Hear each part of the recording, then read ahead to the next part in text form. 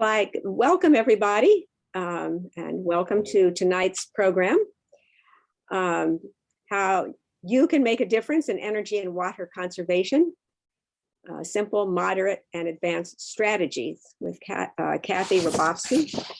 She's from Pennsylvania Interfaith Power and Light. But before I say more about tonight's program, for those of you who are not members of NVN, I think everybody here is either a member of NVN or East Falls Village, so I'm not sure I will go into any particular detail, but if anyone does have any questions, feel free to get back to me. Sometimes we have people from the community who are not familiar with villages at all. Anyway, tonight, Kathy is going to focus on helping us seniors figure out practical steps that we might take and to offer suggestions which could help us make decisions among providers. We came up with a list of very down-to-earth questions, and she said that's why she said she would do what she could with them. She can't possibly get to all of them. However, she also welcomes your questions, which you can post in chat, and she's going to pause periodically to answer them. So for example, two of the questions were, how can I tell whether solar panels make sense for my house? I mean, we've heard a lot about solar panels, but I know we have cement tiles for a roof. And how would I select a company I could trust? I mean, I know people have brought that up in terms of various clean energy issues. So why don't we go ahead and move on? And Kathy, take over here. Oh. And I'm going to mute everybody, and then she's going to unmute. Okay. There we go. I'm unmuted. Thank you so much, Faye, for inviting me to be with you tonight. It's wonderful to meet this very diverse group of people. And I think that the Northwest Village Network and the other network, what was that called again? Villages, they say villages, like East Villages. Falls Village. East Falls Village. What a wonderful way to connect, be part of each other's lives, allow you to stay in your home forever and support each other through good and bad times, through climate change in particular, because we're all suffering the effects of climate change across the state of Pennsylvania. I'm with Pennsylvania Interfaith Power and Light, and I'm going to share my screen so you can see our enormous logo. It's going to take a second to get to slideshow. Oh, can you see that? Is that yes, doesn't we can see it. Thank you. That doesn't look like it's working right. Well, it's a little bigger than. Yeah, that's kind of strange. Whoops. Let me start over again. Usually the green line is around my entire, there we go. Now I can share. There we go. There, that's better. Can you see that? Yes. Better. Okay, great. Let me move this up here. Pennsylvania Interfaith Power and Light has been formally incorporated since 2013, but I believe it was informally functioning within Pennsylvania long before that. And one of our biggest accomplishments to date is between 2013 and the end of 2021, PA-IPL would have planted 10,000 trees across the state in an effort to improve watershed quality, water quality, air quality, reduce air pollution, the heat island effect, and all the negative effects of climate change. So we are a diverse community of congregations, faith-based organizations, and individuals of many different faiths responding to climate change as an ethical and moral issue. And we do that through advocacy, education, particularly events like ours tonight, energy, water, and waste conservation or efficiency, stewardship of our environment, and the use and promotion of clean and renewable energy sources in the Commonwealth. We try to inspire and mobilize people of faith and conscience to take bold and just action on climate change.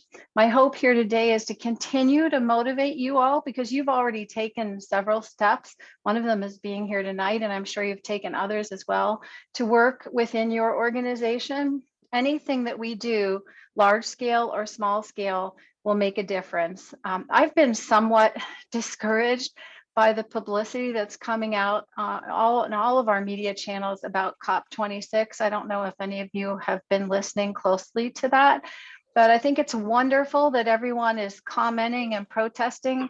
But I think we should steer away from negative comments about what's been happening and really focus on the positive, because if we'll lose people if we continue with negative thoughts. I really think we need to focus on the good that we can do, and each one of us really has the potential to do good. Now, I don't believe that Northwest Village is particularly a faith-based organization. Is that correct, Faye? Right. No, it is not.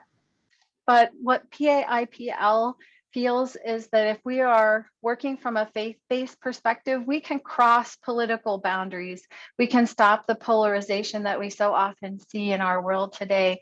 And we can encourage all people, no matter what side of the aisle they're on, or even if they're just in the middle, to take bold action on climate change, and particularly climate justice, because we are responsible for the people that we share our world with. Here's a little bit more. Can you see the slide that's underneath my gallery view, or is that kind of casting a? We can see the new side, who is PAIPL. Okay. Yeah, there we are. Oh, well, I already talked about that a little bit, but our executive director, David Hain Menendez, is pictured here. And we look forward to working with all of you into the future. I'm going to turn off my camera now so that, darn it. Let's figure out how to do that. There we go. Just so you can focus on the slides. We see the benefits of diverse partnerships every day. That's why I love working with organizations like yours. And you're already collaborating with other organizations like the East Village. And I congratulate you for joining our discussion today as one of your steps in creating a larger and a more lasting impact. If you can really encourage everybody within all of your villages to work together against climate change, then we will really have accomplished something. We would really should start something like a green team within our organizations. Do you already have a green team? I've muted myself. We don't specifically, although a number of members are involved in, for example, through Weaver's Way, which has a committee. Oh, fabulous. So you kind of have, well, all of you on the call today would not be here if you are not really a member of the green team. So I encourage you to keep recruiting others to join you and to be an excellent steward of the earth. We all need each other, and we need to not only change our minds, but we need to change our hearts so that our whole region works together. PAIPL collaborates particularly on tree planting with folks like the Isaac Walton League, urban farms like Ballfield Farm. We have a new project called the Pittsburgh Blueberry Project that we're going to be stretching out across the state over the next few years.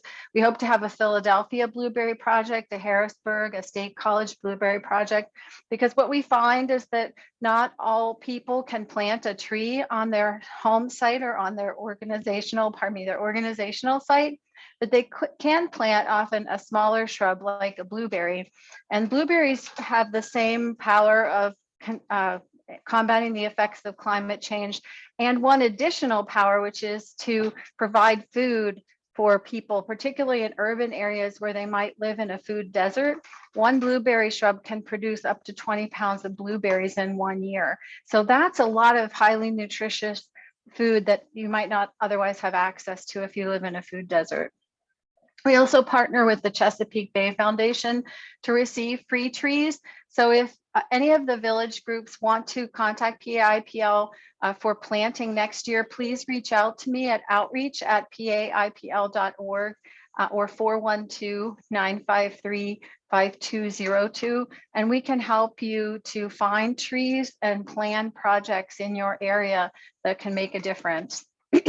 We've partnered pretty extensively with a group called Esperanza, which is in North Philly. It's in a particular neighborhood. I have not been there, but another member of our staff, Amani Reed, who lives in the Philly area, has worked with Esperanza.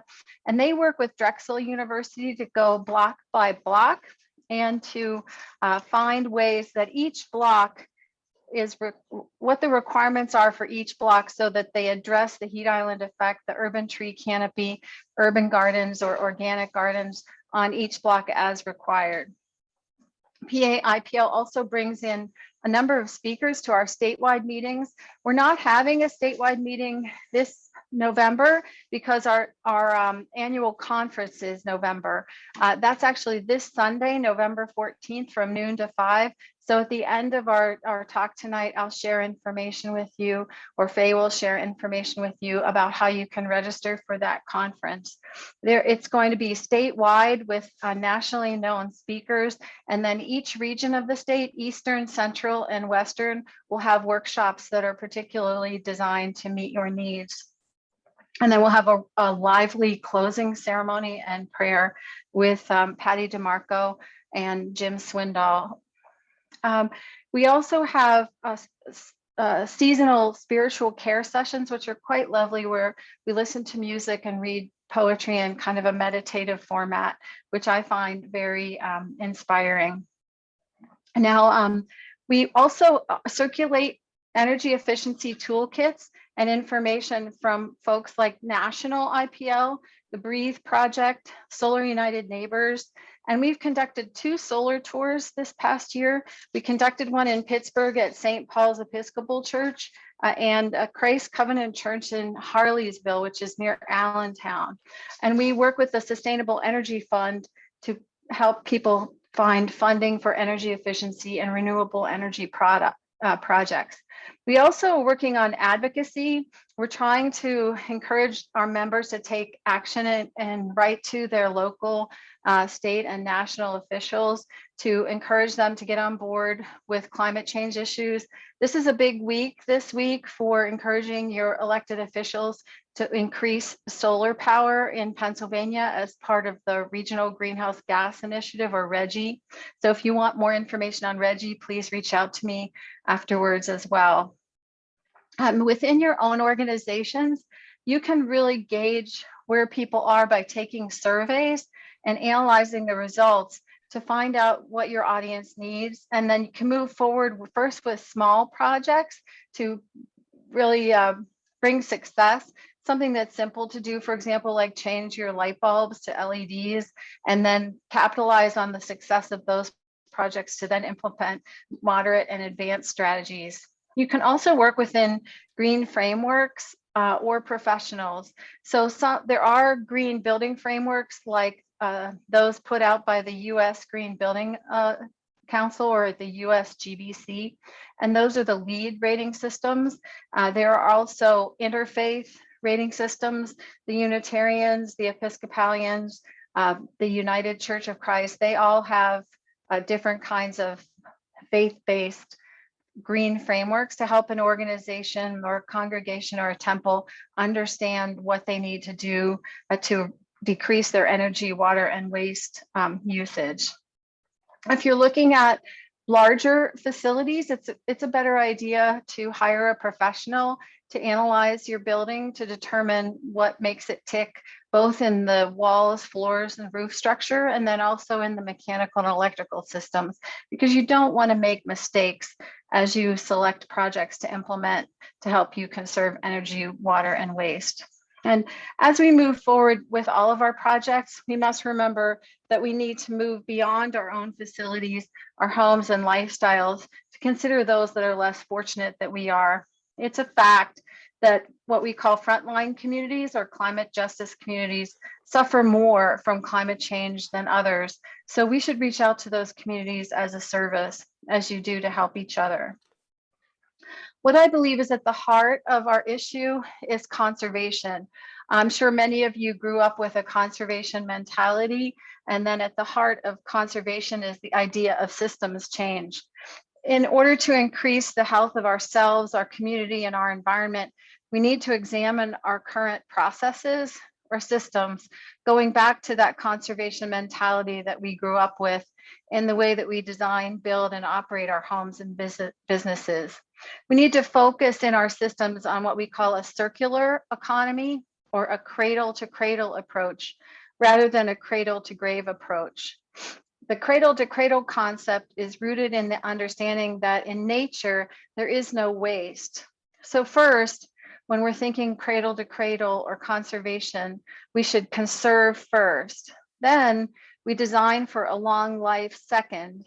And then we return all of our discards or our waste either to the technological waste stream, which allows us to do that via repurposing those products or donating those products or recycling those products, or we return them to the biological waste stream in the form of composting at the end of their lives, like we do with food products and some compostable paper products.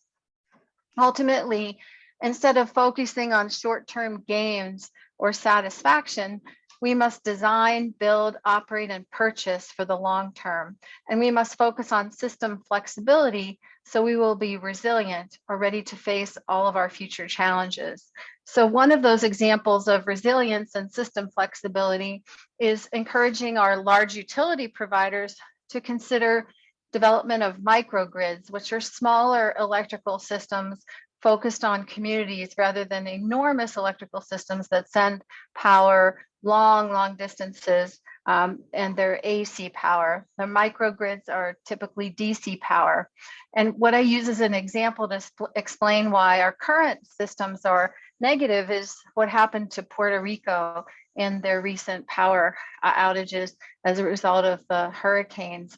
So when their electrical grid went out, one central grid, everything went out. And there are still some parts of that small island community that do not have power. But if they had microgrids set up with renewable energy, they would be able to get portions of the island or portions of the United States up and running faster than if they had a central grid. I think we experienced something similar in Texas last year when we had outages in Texas due to weather conditions. So I was raised by Depression era parents and grandparents. I was born in 1960, so I had a close relationship with my family. And we use this mantra to define our approach to conservation. Maybe some of you will remember this. We would say, use it up, wear it out, make it do, or do without. Does anybody remember that? My mother still uses those words in relation to food that we prepare for family gatherings. If we're running out of spaghetti and meatballs or chicken salad or some kind of a dessert, she'll say, oh, we'll make it do, Kathy, we'll make it do. So I still feel like I'm living that conservation mentality every day. Oh, let's see there. There we go. So here's a small chart. This, from 2013, but it still holds true today, from the Lawrence Berkeley National Laboratory. And this chart shows us how energy is used in the typical US household.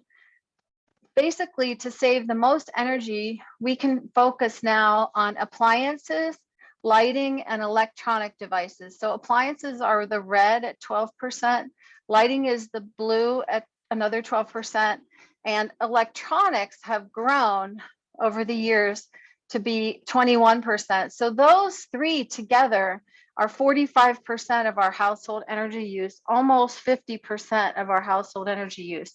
It used to be focused on heating, but as you can see, heating's this blue 29%. That's been left behind by the combination of just these sort of unnecessary things that we need to function. So ways that we can take advantage, we can solve this problem is we can take advantage of daylighting to help us reduce our lighting electrical load. We can turn off our light fixtures during the day and open our blinds and drapes to the sun so that we can bring that sunlight in. It's also good for us as mammals to have daylighting, expose our bodies to daylighting to soak up vitamin D and views to nature so that we can connect ourselves with the environment.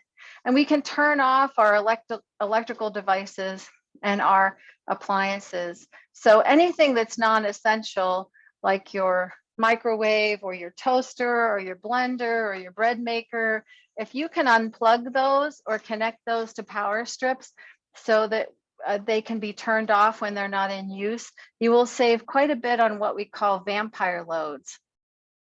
Even simple appliances and electronic chargers for computers and cell phones still draw power from the grid, even when your phone or your computer is not plugged into them.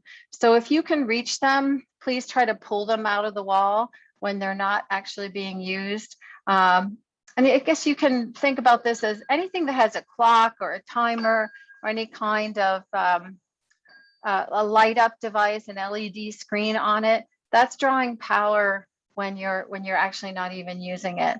We've found that these vampire loads cost US consumers approximately $3 billion per year, according to the US Department of Energy. So of course, you're not going to save $3 billion a year alone, but when I used to lecture to children, when I was sustainability manager of Allegheny County, I would encourage them to help their parents in their entertainment centers and their computer centers by turning off all of those appliances or plugging them into smart power strips, and they could save up to $200 a year, which is quite a lot for a child. And then I would say, well, why don't you split that financial gain with your parents, and they'll let you get a new skateboard or bicycle or fancy tennis shoes or something like that, and your parents can go out for dinner or to a movie.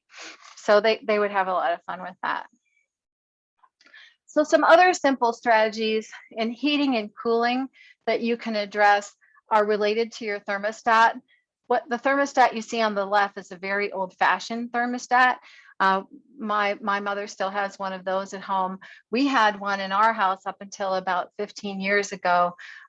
Nowadays, you can install a programmable thermostat, but we'll come back to that. So if you still have the round type, if you turn that thermostat down in the winter, so you're heating your house to about 65 through 68 degrees, and up in the summer, so if you're running air conditioning, you're not running that above 70 degrees.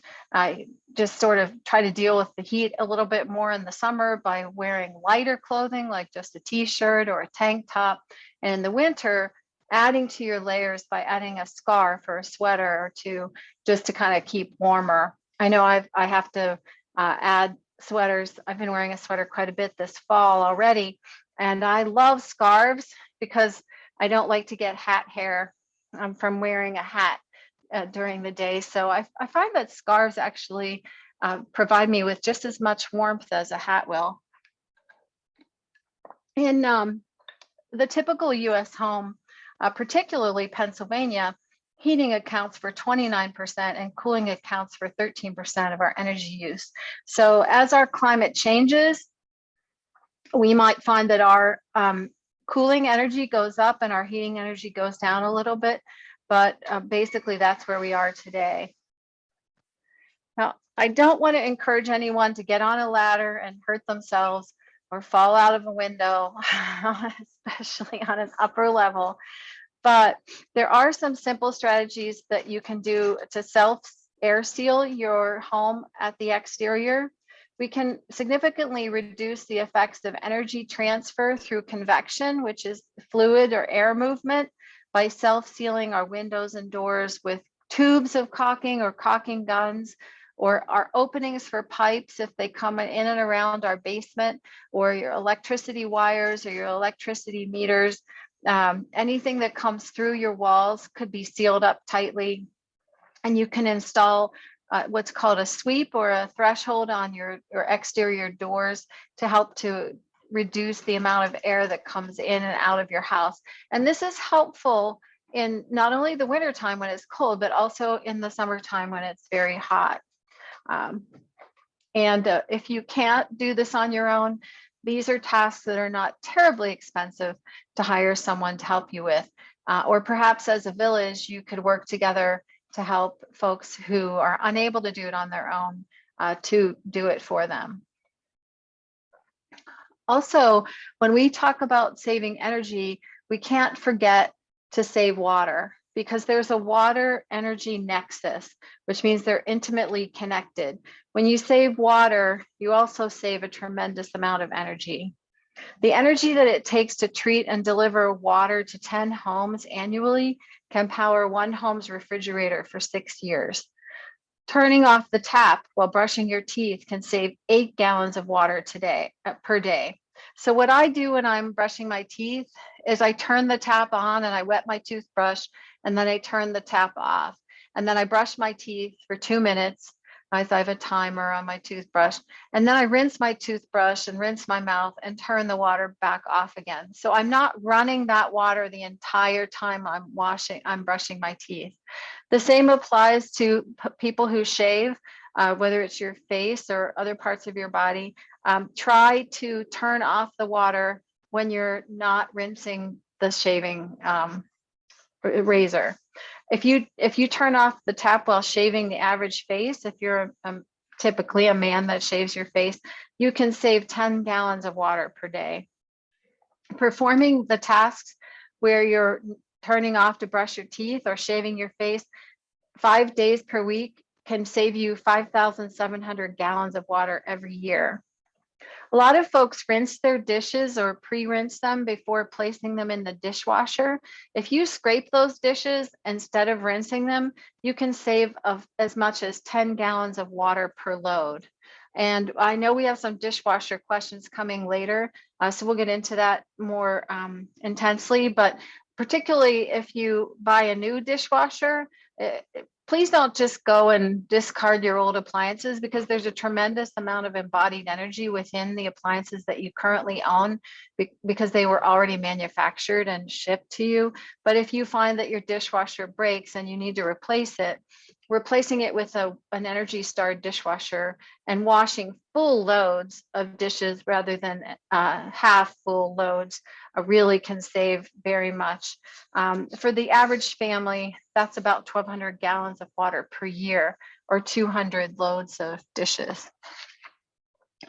And if you're doing laundry at home, using an Energy Star washer and washing only full loads, saving all of your laundry until the end of the week or the end of every 2 weeks, if you have a smaller household, can save you more than 1,600 gallons of water per year, or 52 loads of laundry.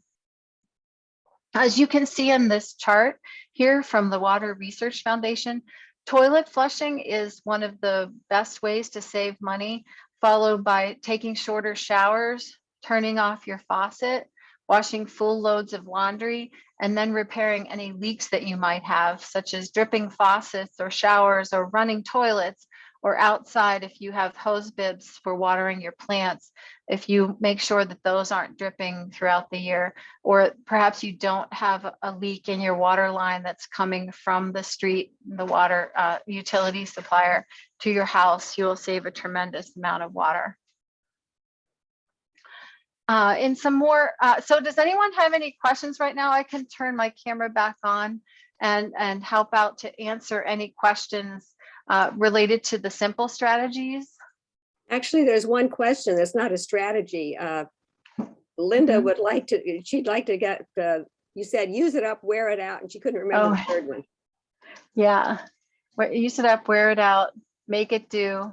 Make it do, okay. I'm typing it, or do without. I'm typing it in there. Oh, yeah, I did that right. Typed it in there for you. Oh, I spelled without wrong, but sorry. We have the idea. Yeah, I love that. I don't remember if it was FDR or Eisenhower who coined that term, but it was it was something that was really real for my family, and they passed it on to me. So we'll move on to the moderate electrical strategies.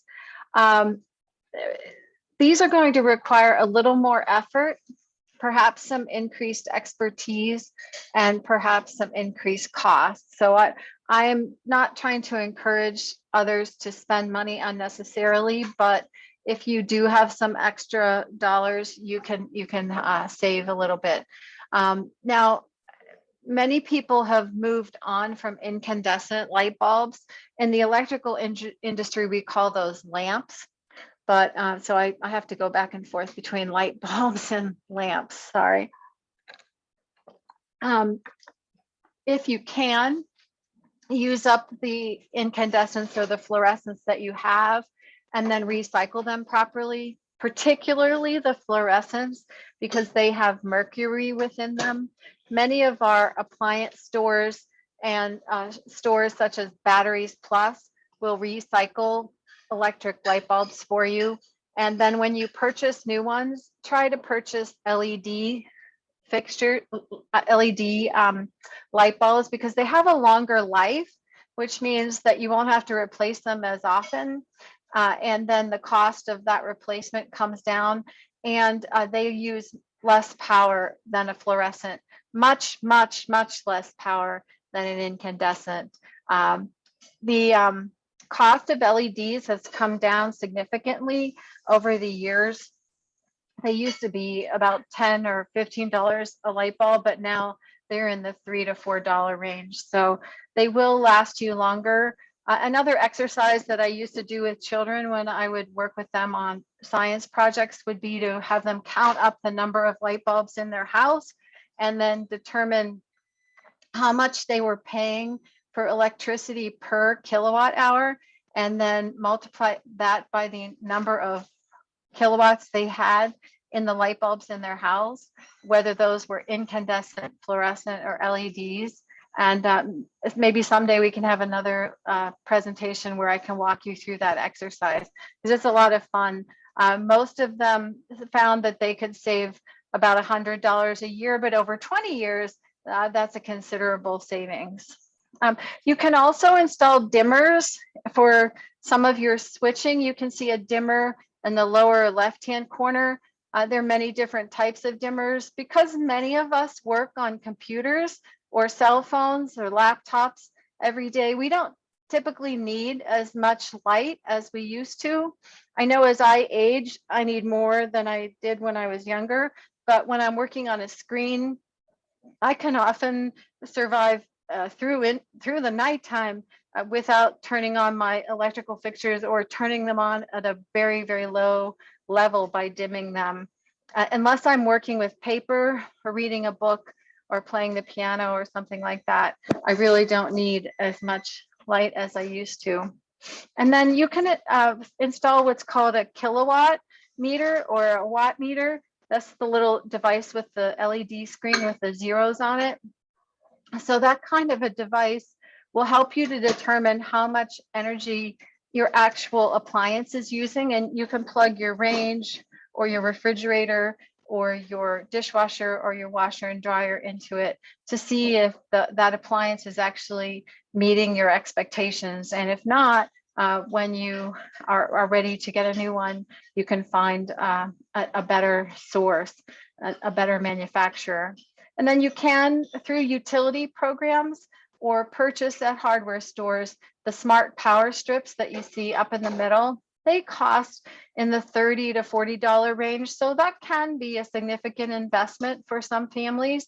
But what that allows you to do is to work with your entertainment center or your computer center to plug in the outlets that are not colorful, to plug in there the equipment that you don't want to turn off. And then in the green switch area, you plug in the equipment that can be turned off, so that when you flip the switch on the power switch, then or the power strip, all of the non-essential appliances will turn off or equipment will turn off, and only things like your actual cable box or your actual router or your television, if it has the cable box built into it, will stay on, and only the things like maybe your DVD player or your printer or your phone charger will turn off, so that you don't have to reach over and unplug everything.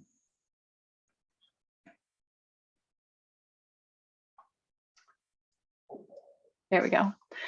Some other moderate strategies related to heating and cooling are going to be a little more expensive.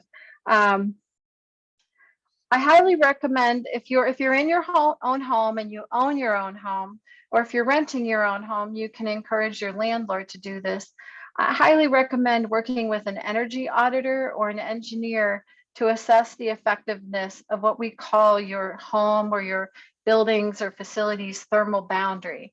So the thermal boundary includes your roof, whether that's flat or pitched, and your walls, and your floor, whether that's a slab on grade or your basement slab. And the way they will do that is they will install what's called a blower door. It's the large red unit that with a fan built into the bottom that you see on the far left.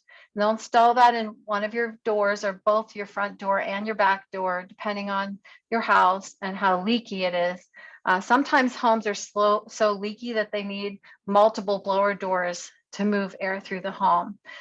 And they have sensors built into the fan. And by moving air through the home, through the fan, they can tell you how leaky it is. And as the fan is operating, they will proceed through your home from attic to basement with an artificial smoke appliance. It's not burning anything, it's just emitting an artificial smoke. And they can watch where that smoke goes, and that will tell them where your home is leaking. Typically, it leaks around where the rafters attach to the walls, which we would call the eaves of the home, and where the basement foundation, if it's a concrete block or a concrete or a stone foundation, where that concrete or masonry product meets up with the wood framing product, that's another area for potential leakage. And then also your doors and windows. So imagine like the leakiest areas are going to be those where different materials come together. And during the time that your house was built, where those materials came together wasn't sealed very well, because in days gone by, builders were not all that concerned with energy or thermal comfort. They would just assume you were going to heat it more or cool it more. But nowadays, since we're concerned with energy conservation, we want to seal up with caulk or some kind of a spray foam insulation, seal up these areas where the home or building is leaking. They can also use what's called an infrared camera. So if you can see the photo of the person holding a strange imaging camera in the middle of the slide, where you see red areas and blue areas, this was probably performed during a cool summer day. It doesn't look to be winter there. So the red areas are where you see heat entering or leaving the home, and the blue areas are where the home is staying cool. So you can see, depending upon the season, areas where the home is leaking. So it's probably the most leaky around the doors and windows, or this triangular area at the top that's all red. Perhaps there's no insulation there, and that's why, or there are areas of glass. So that's why you see the red spots where the glass is. And if you can invest somewhere between $60 and $100 in a programmable thermostat and then have that installed, they usually cost about $60, but to have it installed would be a little bit more. You'd have to have an electrician or a heating, ventilating, and air conditioning contractor do that for you. Then you can program when your thermostat goes up or down, depending upon the time of day or your activity. If you're home during the day, all day for the most part, then you probably want to keep it at around 68 or 65 degrees in the winter, and about 70 or 72 degrees in the summer. If you let your house get too cold, you don't really want to let your house get below 65 degrees, because then it takes too much energy to heat it back up again. So that's why the EPA recommends staying at around 65. But I don't believe the same applies to cooling.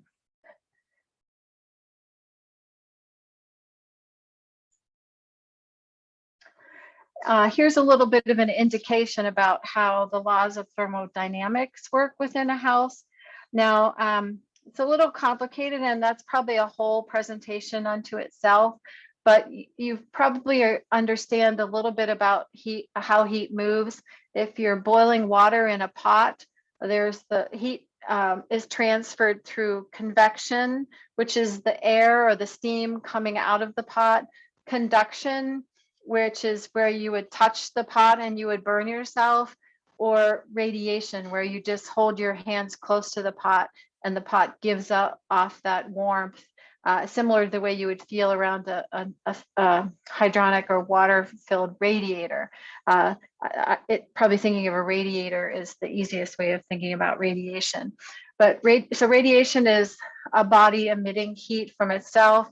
Conduction is really touching something and getting warm or cold, and convection is related to fluid or air. When we're talking about thermal boundaries, as we were a little bit earlier, it's best to try to install a thermal boundary which is air sealing and thermal insulation in direct contact with each other in the walls and floors and roof of your structure, to reduce this transfer of energy through convection, conduction, and radiation. And this also reduces moisture penetration through your building envelope. We want to air seal to prevent moisture being carried on air, because as you can see in the diagram in the upper right, that's really supposed to be a 4x8 sheet of drywall, and in a 1-inch square hole in the middle of that drywall, if air leaks through that tiny little hole can bring up to 30 quarts of water on that air, being carried by that air into your wall or into your home. Whereas if there's no hole and the vapor is just diffusing through the same 4x8 sheet of drywall, the diffusion is only bringing 1/3 of a quart of water into your home. So that's why it's very important to seal up all of the holes or cracks or gaps to air leakage in what we call an air barrier. So you can see the photo below, those water diagrams, where the roof rafters are air sealed and insulated at the same time with something called open cell spray foam insulation. So that open cell spray foam is an air barrier, so it keeps air out, but it allows moisture to diffuse through the rafter space. So you don't trap moisture on the inside or the outside, and you just let it diffuse gracefully. So you're preventing mold from building up within a wall or a ceiling cavity through air sealing and a vapor retarder of the open cell spray foam insulation. When we have holes in the basement area of the home, as you see in the large diagram to the left, this is called the stack effect diagram.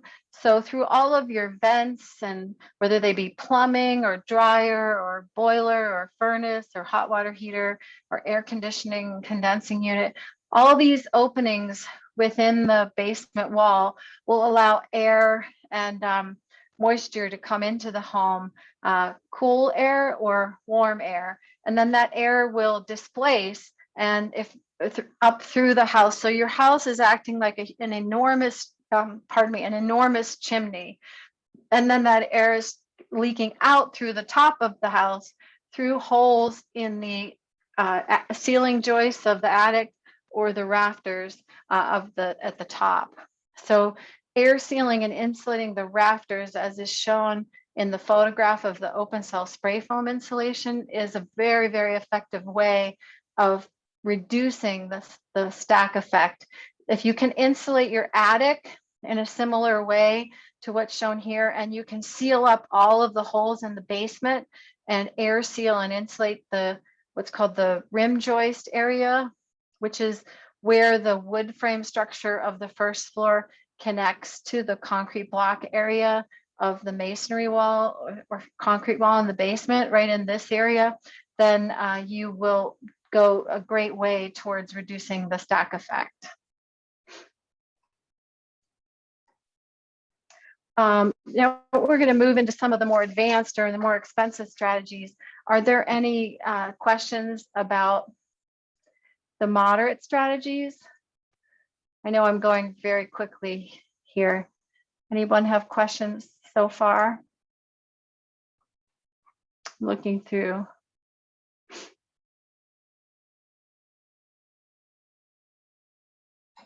Oh, I see your comment about instead of buying a smart power strip, get the 2 cheaper ones.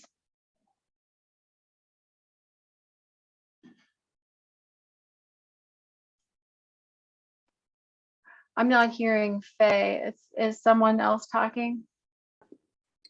No, that was Linda who Oh, okay. said to buy two cheaper ones, that it might work. Yeah, that's a great idea. And then you just turn off the one and then you don't turn off the other.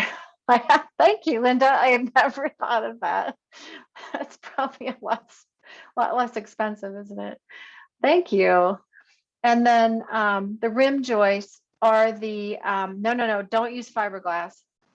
The rim joists are the area where your basement wall connects to your first floor wall, where the wood comes in contact with the masonry or concrete. So I really love open cell spray foam insulation because that's a one-stop product that you apply at one time. You have to have a contractor who's certified to install that, and they spray it right into the rim joist area to approximately a 4 or 5 inch thickness. I'll try to go back to that other slide there.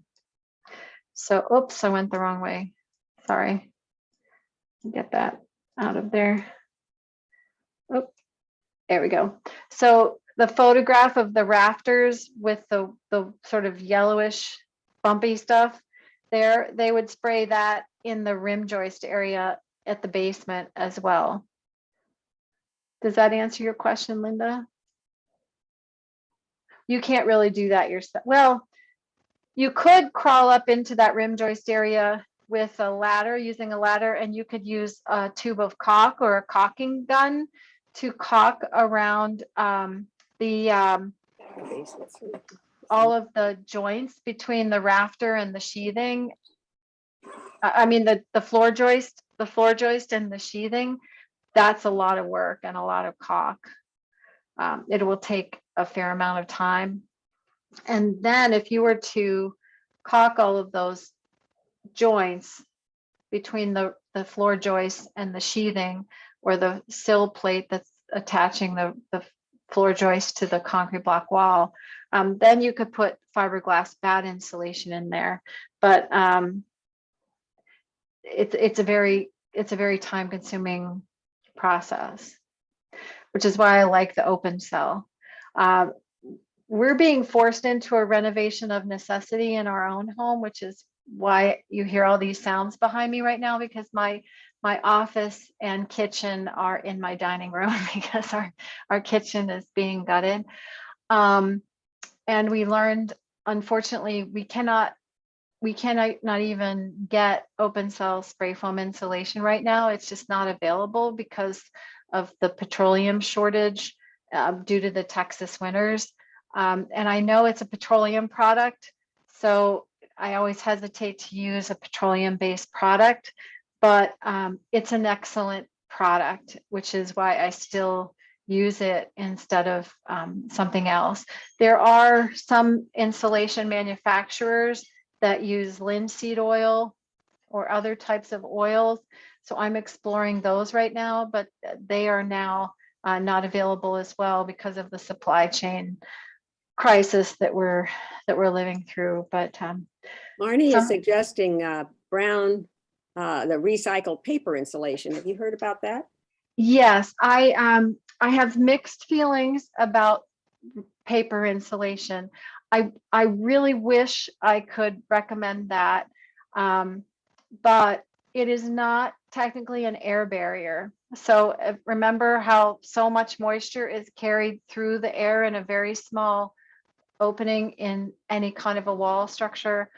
The materials that are used to fireproof and insect proof the recycled paper or blown in cellulose insulation are all waterborne products. And so my fear is, coming from an architectural background, that if you install a material in a wall cavity that has waterborne fire protection and insect protection, over time, with all of those 30 quarts of water coming in the tiny little hole, the products might leach out of the blown in cellulose insulation. And then you would be left with paper, which would be highly flammable and very attractive to insects. So when I was researching my thesis for my Master of Science in Sustainable Design, I talked to a number of contractors who performed this kind of work across the country in sort of a qualitative analysis. And one contractor went so far to say he was kind of crazy.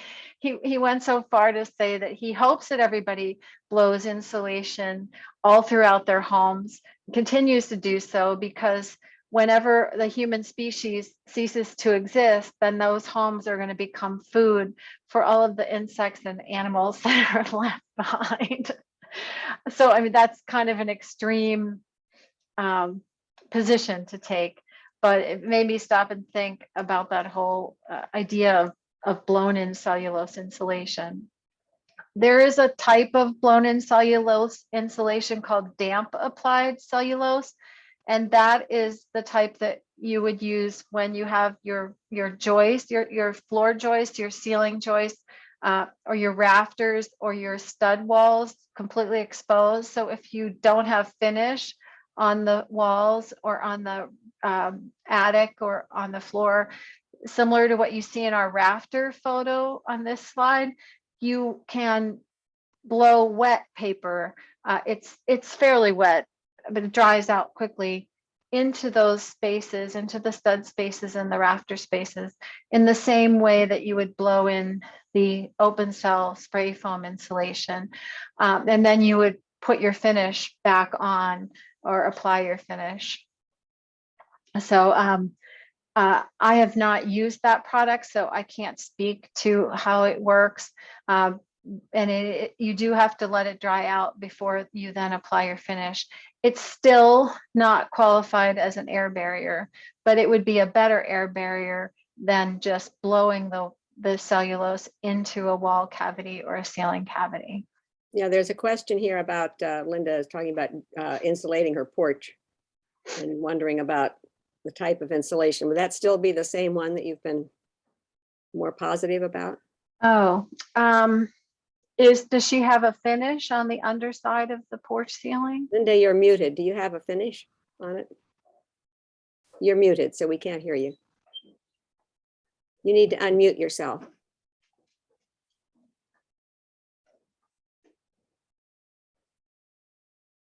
I am. Oh, Okay. perhaps there might be a finish on the, maybe a bead board or something. So underneath the porch is a piece of plywood. I mean, the bottom of the ceiling is a piece of plywood, and I don't know what's above that. We have to take that plywood down to see what's above it.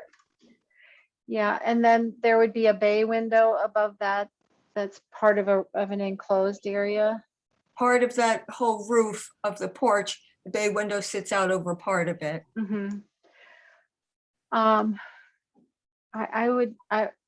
If you could hold out until the open cell spray foam is available, I still think that would be the best alternative. I'm not sure you can apply the damp applied cellulose in a space that's horizontal, because it might just fall down. So, and the open foam cell foam is not available yet? Not in my area in the western part of the state. It might be in the eastern part of the state, but we haven't been able to get it for our own home. So we're going to have to wait before we seal up our walls again. If you had someone do the air sealing around the bay window area with caulking, and then you could apply the fiberglass to the underside of the bay ceiling, the bay projection, the bay window area, that could work. Like that fiberglass batting, you mean? If you're really desperate to get it done now. Okay. Barbara Hoffman read your handout on indoor pollution, and her question here in chat is that Yeah. homes are sealed to prevent loss of heat. It often results in air pollution. So how do you deal with that? Yes, that is very true, Barbara. So if you were to seal up your entire home with an open cell spray insulation or a damp applied cellulose, then you would have to bring fresh air into the house in another way.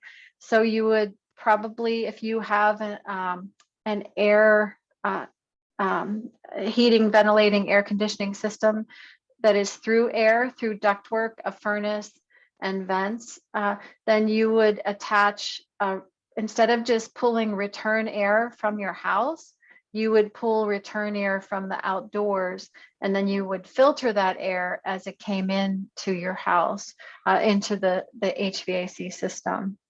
Does that make sense? So if you seal if Linda's just doing the sealing of her porch, she's not going to be at risk there.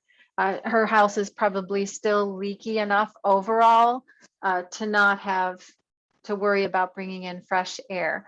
But if you were to seal up all of your walls, like if you were to take off the finish of all of the walls in your building, or if you were doing new construction and you were insulating all of your walls with open cell spray foam insulation, then you would be kind of creating a fishbowl for yourself, which is a good thing because you are keeping out all of the poor air quality that we have around us in the outdoors. So actually, the air quality in southwestern Pennsylvania is so bad that we shouldn't open our windows anymore. We should bring in all of our fresh air through a filtration system into our homes. I don't know if any of you are familiar with that. I'm not sure what the air quality situation is exactly in the Philadelphia area, but because you're urban, it's probably pretty similar due to all the congestion and traffic. But our air quality in the southwestern PA is so poor that we almost shouldn't go outside. In fact, today was an orange air quality action day, where a beautiful fall day, you would think that you could go exercise or recreate or do whatever you're going to do. But for the most of the morning, we were advised if you had asthma or respiratory conditions that you should not overexert yourself. Kind of frightening, but you're absolutely right, Barbara. If you seal up your home completely, then you need to bring in fresh air through a ducted system, and you could take the opportunity at that time to filter that fresh air from the outdoors because it's actually not very fresh. It's actually polluted. So you can use a HEPA filter or some other type of filtration system to filter that air. Did that answer everybody's questions so far? Looks like it. Okay, move my chat there. Our air quality is so poor, it's absolutely frightening.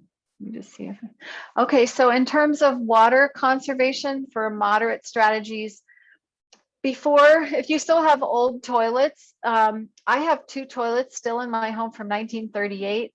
Fortunately, we're going to be replacing them as part of our renovation because one of them is what caused the water damage. But they're actually very workable. So if we would have been able to repair them, we would have kept using them. But we have displaced the water in the tank to reduce what was about a 6-gallon per flush toilet down to about a 2-gallon per flush toilet. Now you can purchase these little toilet tank banks, which you see in the upper left, that looks kind of like a hot water bottle. So basically what you do is you, let me do my, is you turn off the water supply to your toilet through your valve down near the bottom of the toilet, and you flush, which removes all of the water from the tank, and then no new water comes back in. So before you turn the water back on, you can put in these toilet tank banks. And I myself didn't purchase these. I just used a milk jug and 1 or 2 half-liter bottles of soda bottles. They fill those up with water and then position them around the inner workings of the toilet so that they fit in there comfortably without impeding the action of the flush valves. So you're not going to really break anything, but you're going to, when you turn the water back on, you fill those up with water so they stay solid at the bottom of the tank. And then when you turn the water back on, they don't float to the top, they stay down in the bottom, and they displace water from filling in around them. And so that's how you reduce the flow in that toilet. Does that make sense? of course, and we'll, everybody sees that.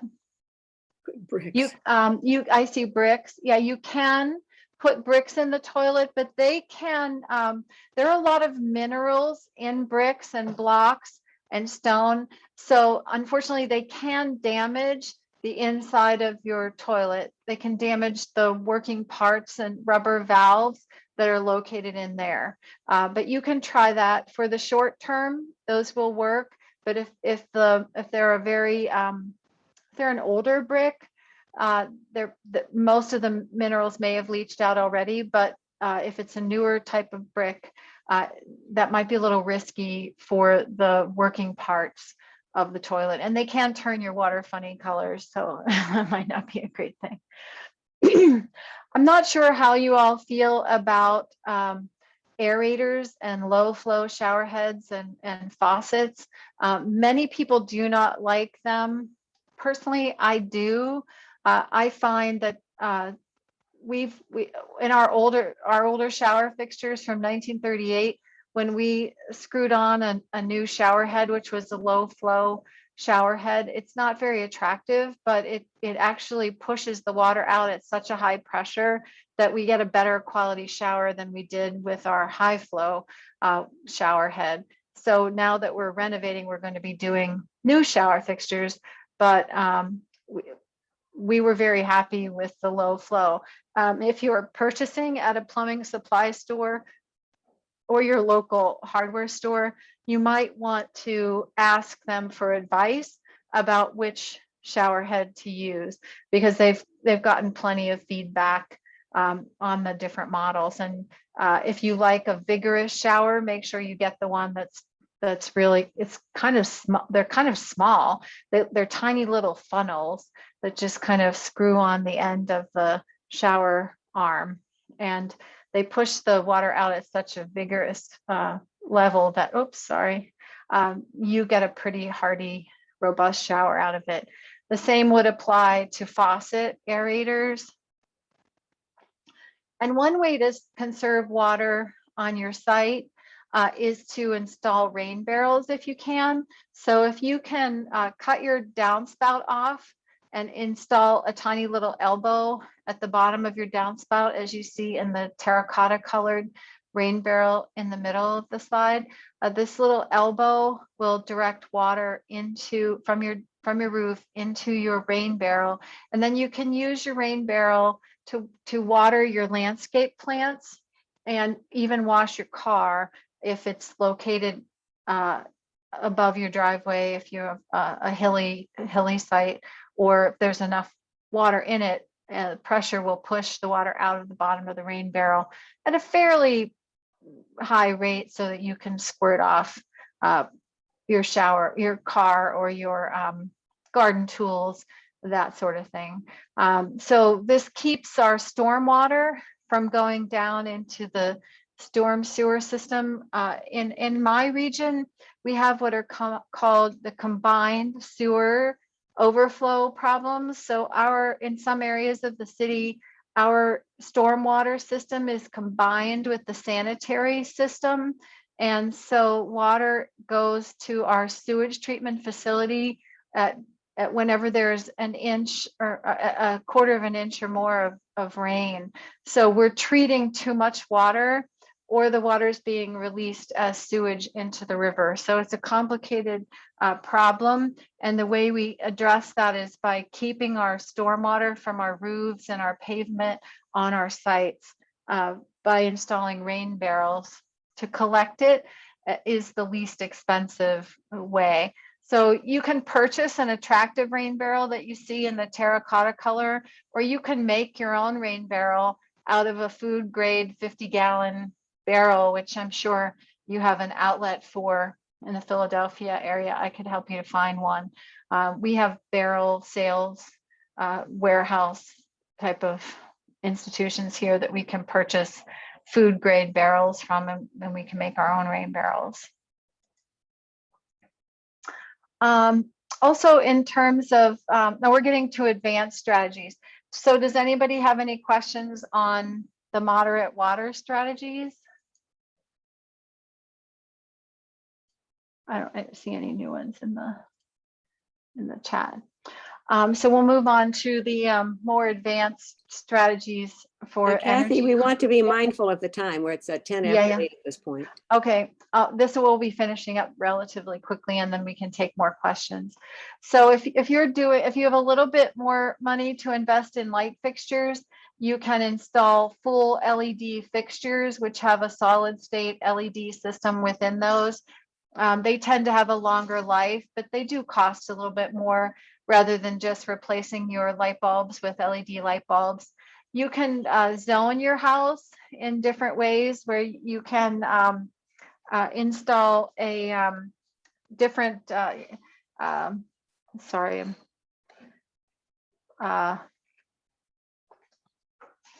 you can install sub-metering equipment, as you see in the Leviton series equipment on the bottom left, where you can separate out your heating, ventilating, and air conditioning electricity from your lighting electricity and your appliance electricity. But you have to be doing a major renovation or a new construction project in order to do that. And again, if you're doing a major project, you can wire your whole home so that when you leave, you can turn off one switch, and that is called a green switch. And the green switch will turn off all of the non-essential outlets, light fixtures, and appliances.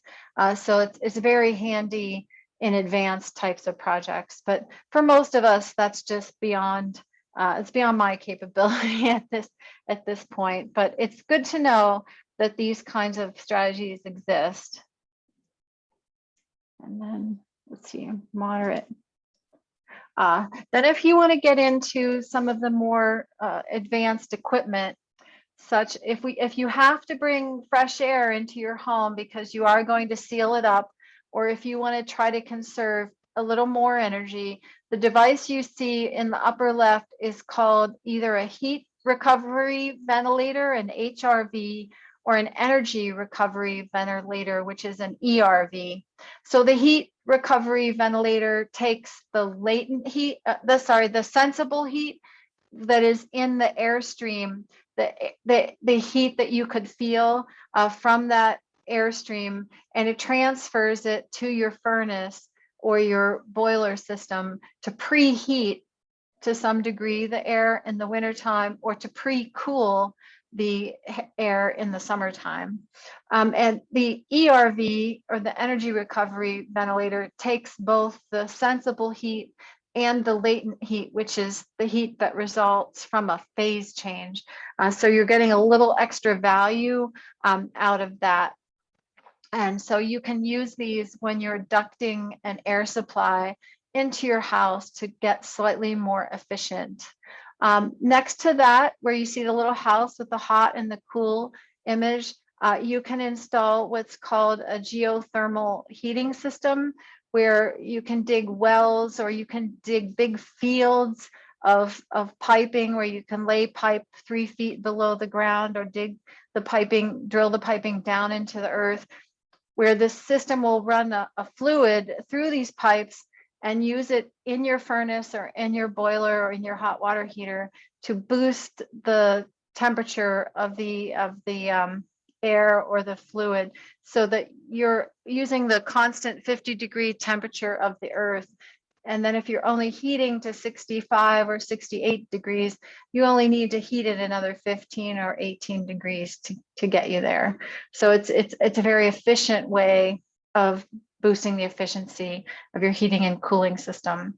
And then of course, if you're ready, you can install solar photovoltaic panels, which are using the silicon to convert the power of the sun into electricity, or you can use solar thermal panels, which use the same type of heating fluid that you would use in a geothermal system to run through the panels, and the power of the sun heats up that fluid and then uses it to heat hot water or a boiler within your home or building. And so I'm going to, one thing that we can always do, I mean, we should always try to conserve first, because sometimes we find that switching to renewable energy can cost a tiny bit more. So you want to reduce your cost by requiring less power through conservation. And then you can always go to renewables if you can't install solar PV or solar thermal panels. And one way to stay up on the latest information with switching to renewables is going to a public utility commission sponsored project called PA Power Switch. And one of the PA I sent you all through Faye talks about PA Power Switch and how you can, oh, sorry, for some reason my printer's going. This will, oops, sorry.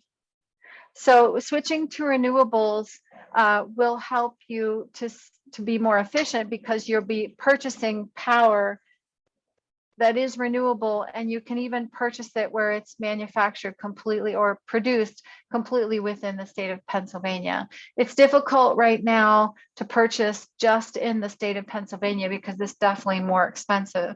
But if we work on our advocacy projects and we encourage our elected officials to increase the requirements for utility companies to produce more renewable energy within the state of Pennsylvania, then our cost of renewable energy within the state of Pennsylvania will go down and we'll all be better off as a result. I see there's a question there. What is a heat pump? Yeah. A heat pump is similar to what I was talking about earlier with the geothermal system. You can purchase a heat pump, which is for heating and cooling as a separate device. And these are small devices that can mount on the wall or in the ceiling of a space. And those take the heat of the room and transfer it into the heating or cooling of the air. So they become more efficient. I'm currently installing an electric hot water heater. So we are moving from a gas hot water heater to an electric hybrid or electric heat pump hot water heater. So this hot water heater will still be located in our basement. Because our basement is a constant 50 degrees, it has an enormous fan and a heat pump on the top of it. So it will take the fan will take the air out of the room and convert the 50-degree temperature of that air into heat for the hot water heater. So it's supposed to save us energy and it's supposed to save us money. So I can report back to you on that at a later date. Whereas my current, I don't have the highest efficiency gas hot water heater that's available now because it's about 15 years old. But we bought as efficient one as we could buy 15 years ago. We're very fortunate to have had it for 15 years. So it's costing us, it's supposed to cost the average family about $300 a year to operate. This new electric heat pump hot water heater is supposed to cost me $100 to operate. So I hope that's going to be the case. And if that is the case, that means I'll be saving a lot of energy. It'll be electricity instead of gas, but it all equals out. And then we do purchase all of our electricity from renewable sources. So I feel more confident that I'm doing the right thing by switching my gas hot water heater to the electric hot water heater, because I'll be buying less natural gas. And then the question on the ceiling fans, I don't have a particular manufacturer to recommend. We made the same mistake and we installed some ceiling fans in our kitchen a few years ago, and I neglected to check the wattage limit on the LED bulbs that are in them. So they have a single bulb and they only take a 9-watt LED, which is equivalent to about a 40-watt incandescent. So they're not quite bright enough. So I have to have them both on at the same time. But I'm still only using 18 watts instead of 40 watts. So it's still a savings. If you were to research different fan manufacturers, not the type that you would typically buy at Home Depot or somewhere like that. You'll be able to find fans that have a larger wattage permitted in the light area. I hesitate to say this, but because it's an odd name, so please forgive me. There's a company called Big Ass Fan. I'll type that in. So sorry, but that's actually the name of the company. So I remember those from my architecture days, that they actually were a very good company. They're a little more expensive and they have larger fans and higher wattage light bulb permitted within them. So you can certainly check them out. Sorry. And then let's see if we can move on to our benefits. I won't go through all of these, but basically when we conserve energy and water, which conserves energy, or we purchase more renewable energy, we move to renewables, we're going to reduce our emissions, improve our health through improved air quality, and we're going to enhance our electric system, which overall will eventually reduce the cost of our electricity service, diversify our fuel mix, and be more resilient because we won't be reliant on one type of fuel. We'll boost the economy because we'll lower those costs. We'll increase our disposable income, and we'll increase the number of jobs within sustainability, within renewable industries. And overall, we're going to benefit so much as a society from improved air quality, improved water quality, less worker absences, less turnovers, less missed school days, more resilience in the energy systems, and more money to spend in new businesses and jobs, and more sustainable jobs for the long term. So the benefits are just enormous. So are there any other questions, or would you like to move into some additional questions about the gas powered stoves and the power switch plan, or do you want to do a little bit more? Kathy, since we're running late, why don't you start by putting your contact information in chat, because okay, you have mentioned several times if somebody had a question, they could contact you, but that might be helpful. And then if people need to leave as you deal with questions, they can do that. Yeah, thank you. There's my email and my phone number. And I did want to mention to please reach out. I'm going to actually stop screen share at this point, and put my camera back on, and mention that we are having this wonderful conference this weekend, which we would love to have you join us for. Get my email up here.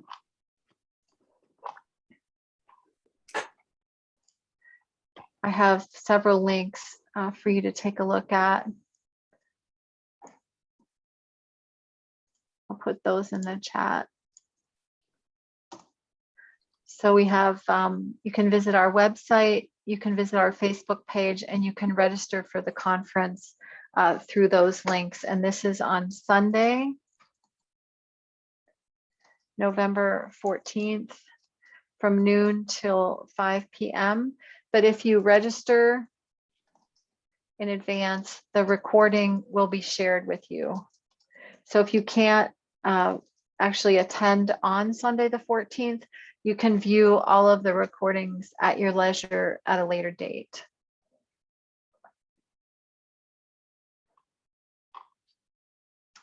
So let's take a look at some of those questions that you had earlier. You are so fortunate in Philadelphia to have, if you're located within the Philadelphia area, you can register with Solarize Philly. And that is just Solarize, S-O-L-A, I'll put that in the chat, solarizephilly.org. They're really launched by the Philadelphia Energy Authority. So they help you to sort out who to purchase and install your equipment with. So they select high quality installers and equipment They negotiate discount prices, and they provide important customer protections to help all of you in Philadelphia to have a better product and to grow the solar market.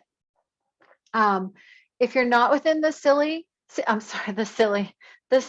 of Philadelphia, you can reach out to Solar United Neighbors, which is, I think it's just sun.org. Or is it? Oh no, it's solarunitedneighbors.org. We have Solar United Neighbors of Pennsylvania. And I'll put that in the, it's all spelled out. So it's Henry McKay is the state manager, and he and his entire staff are incredibly helpful. So both Solarize Philly really accomplishes the same goal as Solar United Neighbors. So Solar United Neighbors doesn't work very much within the city of Philadelphia because Solarize Philly has the sort of a monopoly on that, and it's government subsidized. So you're in a better situation there. But if you live outside, Solar United Neighbors will organize co-ops, so you can analyze your project and purchase your panels at a lower price through mass buying and mass installing. And you, as a co-op, review the requirements, review the type of panels you want to install overall, and review all of the manufacturers and installers kind of as a package. So you still get to decide, you still control your own destiny as a group, but then it is a group that you buy into, and you are then installing your own panels on your own roof. So you are the owner of the panel for the lifetime of the panel and the lifetime of the roof. There are other kinds of solar arrangements. Have you heard of the type called a power purchase agreement, or a PPA? Has anyone heard of that?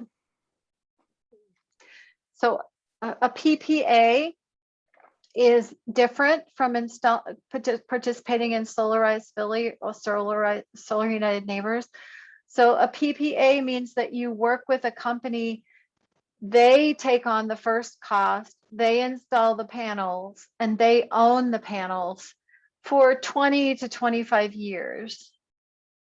And then at the end of the time on your contract, you have the option to, or they typically, I guess you would want to purchase the option to buy those panels. And typically you buy them for a very low cost, you know, sometimes as low as $1.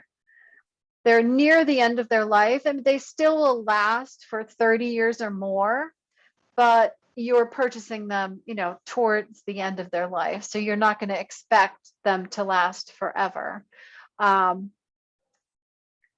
They will still produce electricity. It's just that the efficiency will decrease a little bit after that 20 to 25 year period, but they'll still last. The beauty of the PPA is that you are not required to come up with the first cost to install those. So if you're on a budget, you might want to consider a PPA, but if you're in it for the long haul and you have a little bit of money, or you can borrow the money to install the panels, then you can do that through Solarize Philly or Solar United Neighbors. Now, there are some websites that you can go to determine whether your roof is getting enough sun to make it a viable product. So you would go to what's called PV Watts.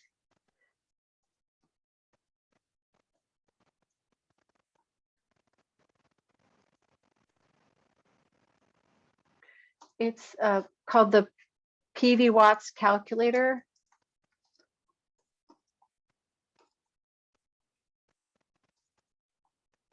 Sorry, I'm having trouble typing tonight. The PV Watts calculator will use your zip code and your roof area to help you determine how much solar you can put on your roof, and then how much that's going to cost, how much it's going to produce, and what your payback period will be. It actually does all of that for you. And it's a government program, so it's free. You want to have at least 200 contiguous square feet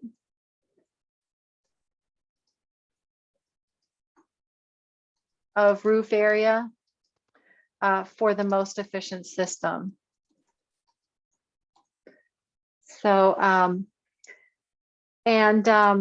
you want to make sure that your roof has at least 10 years left. That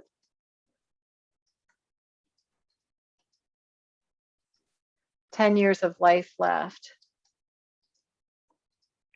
because you don't want to have to replace your roof while you have solar panels installed on it. You'll have to take them down and put them back up. So if you are seriously considering solar panels, I would recommend install a new roof first that has at least a 30-year life. I know for me, 30-year life on my roof is probably going to be just fine. I'm probably not going to be here in 30 years. Many of us have kind of funky roofs, like our roof is Yeah. cement tiles. Yeah, And and is it steeply pitched as well? Yeah, pretty steep. But the other Yeah. thing is, I mean, we do have a garage that had to have the roof replaced, and that's shingles. But you know, Is I it think a fair steeply number of us pitched? here in Mount Airy, especially maybe Chestnut Hill, we have sort of, you know, roofs that, well, you couldn't put a nail in it, that's for sure. Right. Is it a Tudor, largely Tudor style, or No, I don't know it quite what you varies? call it. Yeah. Eclectic, I guess. But no, it was Yeah. just a style that was used in our particular neighborhood. You Mhm. can't even get them anymore. These I'm cement sure tiles. it's lovely. It's Oh, probably Dan says it lasts. Our house is about 100 years old, and it's still Yeah. on its original roof. Yeah, well, there's a lot of value in that, so don't discount that. If you have a large site, you can mount a ground mounted system, which can be weighted with sandbags. And you can even plant a pollinator garden under them. So it is possible to do that. If you have to install them, let's say on a carport or in a church parking lot or a school district parking lot or something like that, where which is highly recommended to help reduce the heat island effect in large expanses of asphalt or concrete paving, those cost a little bit more to install because you need the infrastructure, the foundation and a steel support column of some type or a concrete support column of some type to hold the panels as a roof. And that would probably be more cost prohibitive for a home environment. But if you have a large expanse of grass that receives a great deal of south exposure to the sun, it's something to consider. And then perhaps you weight them down with blocks or bricks or sandbags, and those they're not going to blow away or anything like that. And then then you'd have to run wire, conduit from that installation in the yard to your house. And there's a fair amount of equipment that's installed along with the panel. So we didn't get into that very much tonight, but there's Most of our neighborhood's inverters. pretty urban. So not enough room. Lots are pretty small. I mean, we have big Yeah. houses, but small lots. I mean, there might be a few Yeah. members who would have a larger acreage, but most of ours are, we're city. I mean, we're not, we have a lot of row houses even, so we don't have property. Well, your best bet in that case is to work with purchasing the renewable power for yourself. Now, there is a program to make community solar more available in Pennsylvania. That's not passed the legislature, I don't believe at this point in time, but you can advocate with your elected officials to increase the options for community solar. And then within your neighborhoods or your organizations, you could find a public building perhaps, or a public parking lot or a public park that would have a south-facing hillside, for example, that's not very useful for recreation, but could be used to mount solar panels on. And then you could purchase from that site as a community. And that's a very interesting prospect for people in urban centers. Well, thank you very much, Kathy. We've really kept you a long time. It's after 8:30, and I do talk way appreciate too all much. you've said. And we knew we had bombarded you with questions, but you answered most of them. And so thank you very much. And thanks for your Thank contact you. information. If anyone wants to follow up, they have your information, and they can also contact you about the conference on Sunday. Yes, please join. I enjoyed being with you and working with you, and I hope to be able to work with projects with you in the future. So not only for the conference or all the energy, water conservation, but I can do a waste conservation program for you if you're interested in recycling and composting. And if you want to do some planting within your area and your neighborhood with all of your community members, I'd be happy to help you find trees and sites and volunteers to make that a reality. Okay, thank you very much. You're welcome. Have a wonderful evening. Thank you. And thank you so much for staying with us here. You're very welcome. Have a good night. Good night, Bye-bye. everybody. Bye.